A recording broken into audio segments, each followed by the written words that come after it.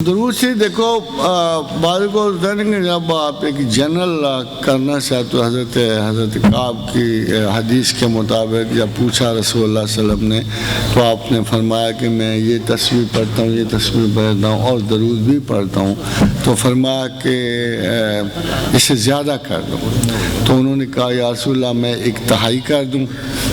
فرمایا اور کرو. فرمایا یا رسول اللہ میں نصف نہ کر دوں.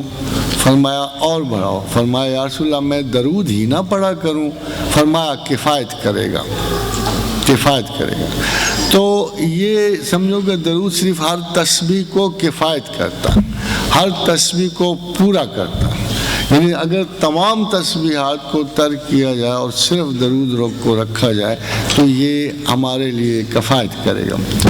پرابلم یہ ہوتا ہے بعض کا جو میں جس نسبت سے میں آپ کو یہ تسبیح کہ we perhaps are not in that frame of mind, اور ہمارے اندر کچھ ایسی صورتیں ہوتی ہیں کہ جو ہم مختلف اللہ کے نام سے کام ڈاؤن سوتھ ڈاؤن کرنے کے بعد میں درود شریف اس لیے دیتا کہ درود شوق پر ہے. جتنا آپ چاہتے ہو پڑھو، جتنا کم کرنا چاہتے اتنا پڑھو، جتنا زیادہ پڑھنا چاہتے. درود ایک محبت اور جس کو کہتے ہیں تعلق رسول کی ایک ایسی مثال ہے کہ جس پہ ہم یہ نہیں کہہ سکتے کہ 1 تسبیح پڑھو، 2 پڑھو، 3 پڑھو.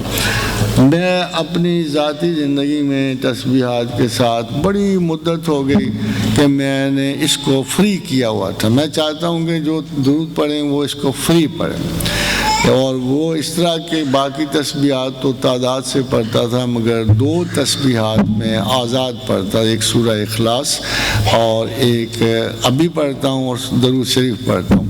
تو ایک کو میں 2 گھنٹے پڑھتا ہوں، درود 2 گھنٹے پڑھتا ہوں اور اخلاص 1 گھنٹہ پڑھتا ہوں. کتنی ہو جاتی کتنی نہیں، but I do it on time.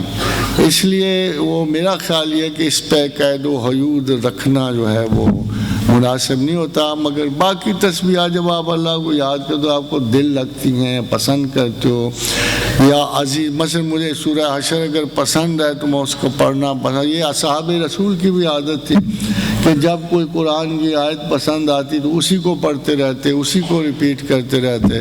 کوئی یا ذا الجلال والاکرام پڑھتا رہتا تھا، کوئی لا حول ولا قوت الا باللہ پڑھتا رہتا تھا. تو یہ عادات میں سے ہے، اس کا کوئی مقصد نہیں ہے، کوئی پابندی نہیں ہے.